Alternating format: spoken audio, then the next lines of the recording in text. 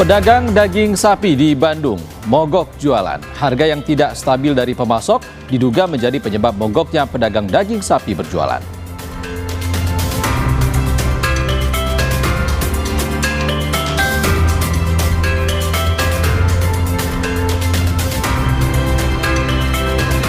Seekor sapi kurban lepas masuk ke permukiman warga di kota Bekasi, Jawa Barat.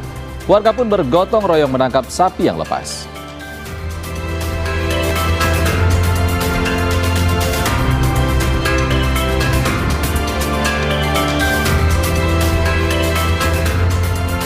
Satuan Tugas Armusna terus mengecek fasilitas yang akan digunakan untuk rangkaian ibadah Puncak Haji. Petugas mengimbau agar jemaah menyiapkan stamina dan membawa sejumlah perbekalan yang diperlukan.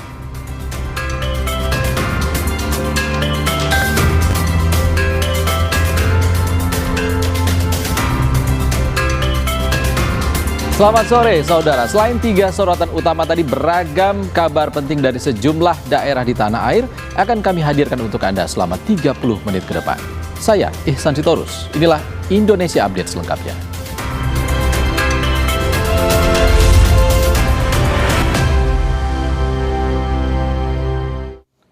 Informasi pertama dari Nusa Tenggara Timur, saudara, seorang warga desa Soliu, Kabupaten Kupang, Nusa Tenggara Timur tewas diterkam buaya saat mandi di muara sungai. Korban ditemukan tim SAR tak jauh dari lokasi korban diterkam.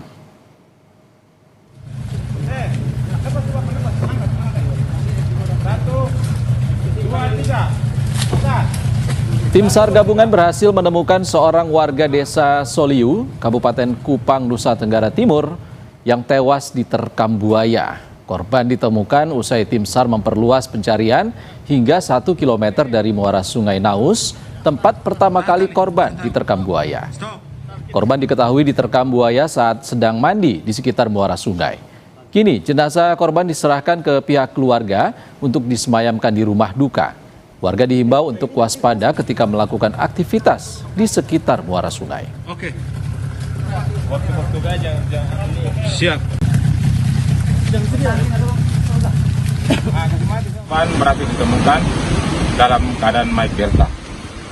Selanjutnya korban kami serahkan ke pihak Polsek Ampuang Utara dan aparat desa setempat. Bergeser ke Jawa Tengah, saudara, sepasang ibu dan anak di Kudus, Jawa Tengah ditemukan meninggal dalam rumahnya yang terbakar. Korban diduga tidak sempat menyelamatkan diri karena sedang tertidur. Tolong yang masih on, info damkar di Kudus, Getas Pejaten. Insiden kebakaran terjadi di Desa Getas Pejaten, Kabupaten Kudus, Jawa Tengah pada Senin dini hari. Rumah ini ditinggali ibu dan anak yang keduanya sudah lanjut usia. Dalam video rekaman warga, terlihat api dengan cepat membesar dan menghanguskan seluruh isi rumah. Kobaran api cepat membesar karena banyaknya material yang mudah terbakar.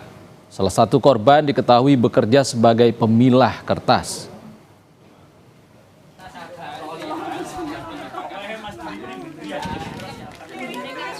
Bludak gitu.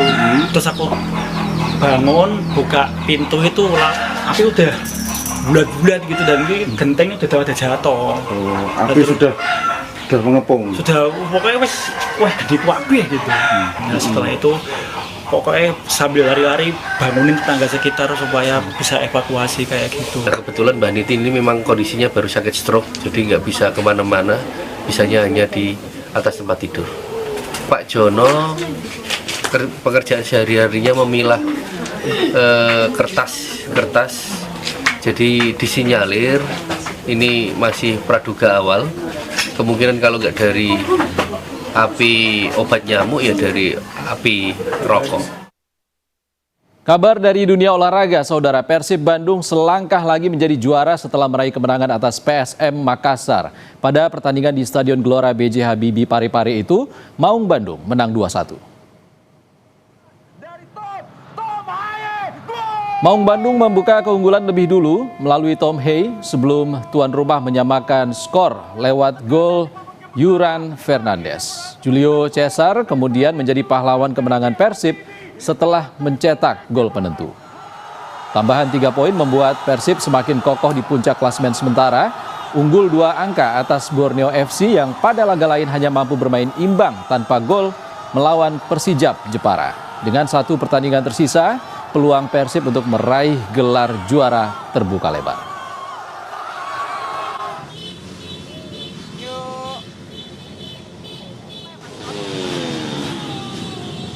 Lautan bobotoh terlihat di sejumlah ruas jalan di kota Bandung. Euforia dan semangat merayakan kemenangan tercurah dari para bobotoh yang melakukan konvoi dengan sepeda motor mereka hingga memenuhi jalan Diponegoro menuju Dago Sulanjana. Membunyikan knalpot, mengibarkan bendera klub kecintaan mereka hingga menghidupkan flare dan petasan. Jadi cara bobotoh mengekspresikan rasa bahagia dan bangganya kepada klub kecintaan. Akibatnya, jalur menuju arah Dago Cikapayang tersendat dan hanya bisa dilalui satu arah. Jalur Dago Cikapayang dan flyover Surapati jadi titik utama konvoi bobotoh di kota Bandung. Polisi telah menutup 2 lokasi tersebut sejak pukul 20.00 WIB agar tak dilintasi kendaraan roda 4. Hal ini dilakukan guna memastikan tak ada kendaraan yang terjebak dalam keramaian euforia tersebut.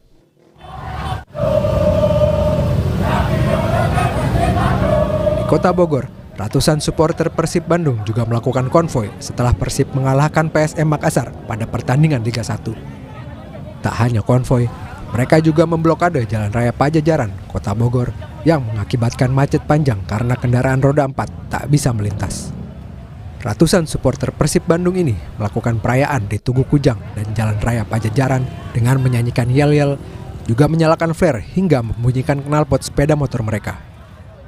Akibat blokade bobotoh ini, Jalan Raya Pajajaran sempat lumpuh hampir 1 jam. Kemacetan pun tak bisa dihindari karena kendaraan roda 4 tak bisa melintas.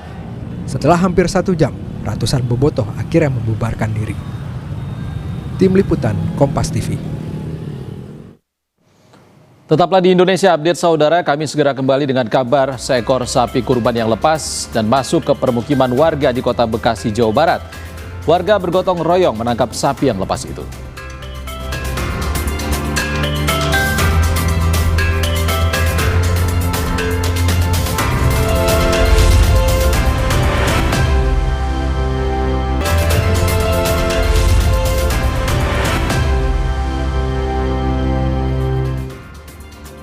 Terima kasih Anda masih di Indonesia Update, saudara. Seekor sapi kurban lepas masuk ke permukiman warga di kota Bekasi, Jawa Barat.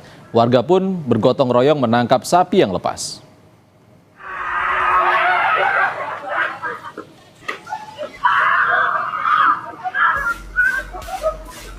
Warga terkejut dan panik berhamburan saat melihat seekor sapi masuk ke area permukiman. Warga pun ikut berlari menghindari kejaran sapi. Akibat berlarian tak henti, sapi terjerembab ke dalam selokan.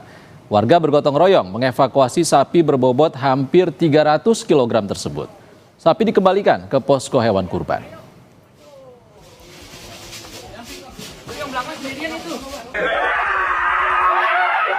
Tapi sih sapi lepas. Sapi Lepasan, nggak tahu lepas dari mana. Iya.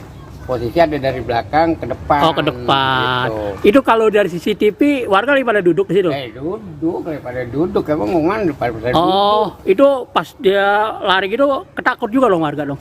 Pas begitu dia lewat pada diuber mau ditangkap. Oh, mau ditangkap. Kalau orang pada kalau sapi kan kalau banyak orang kan takut. Oh iya, mungkin stres atau apa dong bang? Udah pada stres lah, kayak itu aja mau dipotong ya sapi kan begitu. Sementara itu, pedagang daging sapi mogok jualan. Harga yang tidak stabil dari pemasok diduga menjadi penyebab mogoknya pedagang daging sapi berjualan. Deretan lapak yang menjual daging sapi di pasar tradisional Kosambi, Kota Bandung, Jawa Barat, tampak sepi dari biasa saja. Para pedagang sapi itu mogok berjualan diduga karena ketidakstabilan harga daging sapi dari pemasok. Informasi terakhir yang didapat pengelola dari pedagang, harga daging sapi di pasar Kosambi mencapai Rp140.000 hingga Rp160.000 per kilogramnya. Kita tahu itu dari hari kemarin pada nggak jualannya. Terus dikarenakan apa? Kita juga kurang tahu, karena tidak ada pemberitahuan ke kantor UNI. Oh, tidak ada ya Pak ya? Tidak ada. Tapi katanya di laporannya katanya ya, katanya ada kenaikan harga dari sananya. Tapi itu juga belum pasti. Pasti ya Pak iya. Terus sampai hari kapannya kita juga belum tahu. Tadi banyak yang nyari daging ya pada pulang lagi aja yang pembelinya. Nggak ada. Tapi kayak katanya yang tadi saya ngobrol sama yang pengunjung beralih ke ayam dulu. Oh, ke ayam dulu. Ya, kebetulan ayam sekarang turun, sekarang jadi 38 ayam per kilo. لبيك لا شريك لك لبيك إن الحمد والنعمة لك والملك لا شريك لك. Saudara, di tengah antusiasme calon jemaah menuju Tanah Suci, petugas embarkasi Makassar masih menemukan sejumlah barang terlarang dalam pemeriksaan bagasi.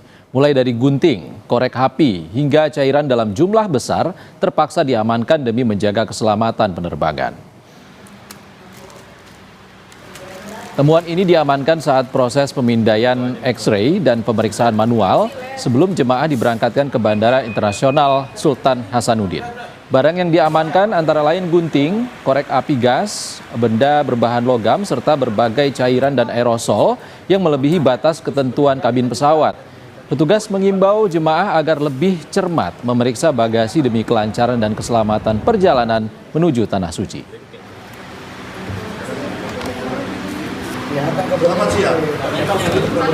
Memang aturan penerbangannya ketat. Hampir seluruh maskapai di semua negara melarang membawa benda-benda tajam. Pisau, cutter, gunting, pisau silet, termasuk ini barang-barang yang mudah meledak, berpotensi meledak. Misalnya korek api gas ini, itu di ketinggian tertentu bisa meledak. Sementara itu, Saudara, pemerintah Arab Saudi menyalakan lampu penanda datangnya bulan haji 1 Zulhijjah 1447 Hijriah. Sinar laser hijau di atas menara atau Zamzam Tower di kawasan Masjidil Haram Mekah sudah dinyalakan. Ini artinya Arab Saudi menyambut datangnya bulan haji Zulhijjah. Menyalanya laser hijau ini menjadi simbol dan penanda resmi bahwa puncak haji tinggal menghitung hari. Jemaah haji dari seluruh dunia bersiap untuk melakukan puncak ibadah haji di Arafah, Musdalifah, dan Mina.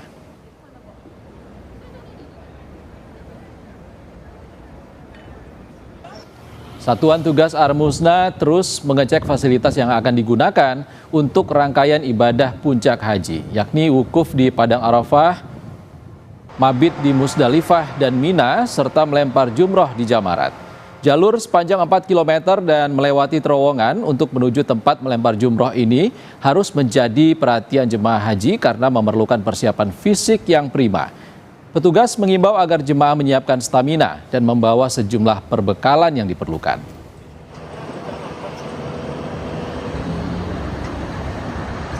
Yang bisa dibawa, yang pengalaman kami ya jangan lupa dibawa air minum, snack kecil, dan juga alat penghisap hidung untuk segar seperti minyak angin lah, urut minyak urut. Barangkali jamaah nanti kakinya ada yang kram, bisa dilakukan di tempat pos kita itu, istirahat sebentar dengan mengurut-urut kakinya agar segera pulih bisa kembali. Jelang puncak ibadah haji, perlindungan terhadap jemaah perempuan, penyandang disabilitas, dan lansia jadi prioritas tim pengawas haji DPR. Tim Was Haji memastikan akan melayani para jemaah secara inklusif dengan pendekatan humanis. Tim pengawas haji DPR mengungkap, petugas haji telah menyediakan fasilitas kendaraan khusus bagi jemaah disabilitas. Selain itu, Tim Was Haji memastikan petugas haji akan mengedepankan komunikasi psikologis dalam melayani para jemaah, terutama bagi jemaah yang melaporkan mengalami kesulitan ataupun gangguan saat beribadah di Tanah Suci. Transportasi telah diberikan khusus kepada kawan-kawan disabilitas, termasuk juga lansia. Kita pastikan jumlah petugas yang melayani lansia itu harus betul-betul mengedepankan komunikasi secara psikologis, penghormatan terhadap orang-orang tua dengan cara-cara yang lebih humanis. Kasus terakhir di mana ada 3 perempuan lanjut usia ketika laki-lakinya ke masjid, itu ada seseorang yang mencoba mengganggu. Itu yang akan kita pastikan, jangan sampai itu terjadi di menjelang puncak haji. Jelang puncak haji, kondisi kesehatan menjadi hal yang perlu dipersiapkan tidak terkecuali oleh petugas haji yang melayani jemaah haji Indonesia. Berikut liputan jurnalis Kompas TV yang juga tergabung dalam tim Media Center Haji 2026, Jihan Novita. Assalamualaikum warahmatullahi wabarakatuh. Saudara, jelang puncak haji, satu hal yang perlu diperhatikan adalah kondisi kesehatan tubuh. Saat ini saya sedang berada di Klinik Kesehatan Haji Indonesia wilayah Mekah. Di sini saya dan teman-teman petugas haji lainnya akan suntik vitamin demi menjaga kebugaran dan kesehatan tubuh. Mengingat tugas kami sebagai petugas haji adalah melayani jemaah haji Indonesia selama menjalani rangkaian ibadahnya di Tanah Suci. Kita langsung registrasi dulu. Ini punya saya sudah siap ya, Sudah Dok? siap, atas nama Jihan Novitasari. Iya, saya sehat insya Allah, Dok. Ini saya akan diberikan vitamin apa nih, Dok? Akan diberikan vitamin B1, B6, dan B12. Kegunaannya B1, B6, dan B12 itu agar petugas tidak cepat lelah, lesu, lemas, dan saraf-sarafnya bisa berfungsi dengan baik, tidak cepat kesemutan, kebas, dan sebagainya. Wah, Masya Allah, banyak sekali manfaatnya ya, Dok ya. Tentunya ini untuk memaksimalkan pelayanan terhadap jemaah haji Indonesia selama puncak haji gitu ya, Dok ya. Terima kasih, dokter. Ini sudah diregistrasi punya saya. Maaf, tangan kiri ya, Dok ya. Terima kasih, dokter. Sehat selalu ya. Amin, amin. Gimana tadi hasil aku? Alhamdulillah normal. Alhamdulillah normal. Tapi walaupun normal tetap harus disuntik vitamin ya. Iya. Nah, ya biar tetap sehat, biar tetap maksimal melayani jemaah haji Indonesia. Fit yang penting ya, sehat terus. Terima kasih. Sama-sama. Dengan kondisi yang prima, diharapkan para petugas dapat terus hadir memberikan pelayanan terbaik, mendampingi dan memastikan jemaah haji Indonesia menjalankan ibadah dengan aman dan nyaman. Jihan Novita, Kompas TV, Mekah, Arab Saudi. لبيك لا شريك لك لبيك إن الحمد والنعمة لك والملك لا شريك لك. Kabar usai jeda di Indonesia Update, saudara, aksi komplotan bajing loncat kembali terjadi di Cilincing, Jakarta Utara. Kali ini, mobil truk box ekspedisi jadi korban pencurian bajing loncat.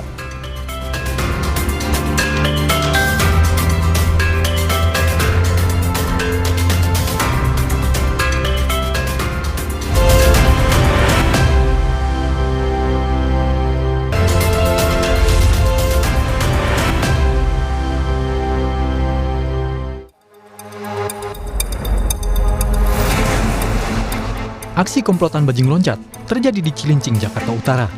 Kali ini, mobil truk box ekspedisi menjadi korban pencurian bajing loncat. Video amatir menunjukkan aksi dua bajing loncat membuka pintu belakang truk box dan mengambil sejumlah barang dari truk yang sedang terjebak macet. Diduga, pelaku bajing loncat sudah menyiapkan aksinya secara matang karena ditemukan jalan setapak atau celah yang jadi jalur pelarian pelaku. Polisi masih memburu pelaku bajing loncat ini. Festival balon udara pertama kali digelar di Solo, Jawa Tengah menjadi daya tarik tersendiri. Warga memadati alun-alun utara Keraton Kasunanan, tempat diadakannya festival itu. Langit alun-alun utara Keraton Kasunanan Surakarta menjadi meriah saat 18 balon udara diterbangkan. Warga mengaku senang bisa menyaksikan langsung festival balon udara bersama keluarga.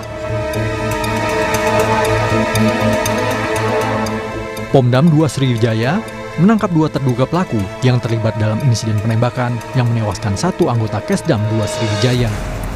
1 terduga pelaku merupakan oknum anggota TNI dan 1 lainnya merupakan warga sipil. Keduanya ditangkap di lokasi berbeda beserta barang bukti senjata api rakitan yang diduga digunakan saat penembakan. Penembakan terjadi di sebuah tempat hiburan malam di Palembang, Sumatera Selatan, Sabtu lalu. Insiden ini diduga terjadi karena salah paham.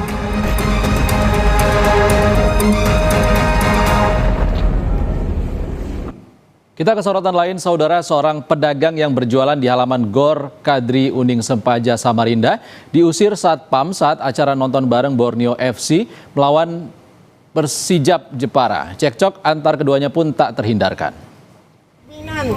Jangan kamu ngomong sama ini menjelekkan orang. Tahu lah. Jangan menjelekkan orang cari nafkah itu ada lapor.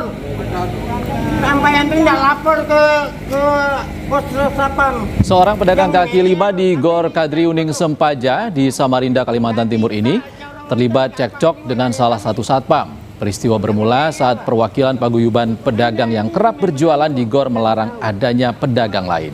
Namun saat pedagang membereskan dagangannya, satpam tersulut emosi, tersinggung dengan perkataan pedagang. Aksi cekcok pun tak terhindarkan meski sempat dilerai petugas lain.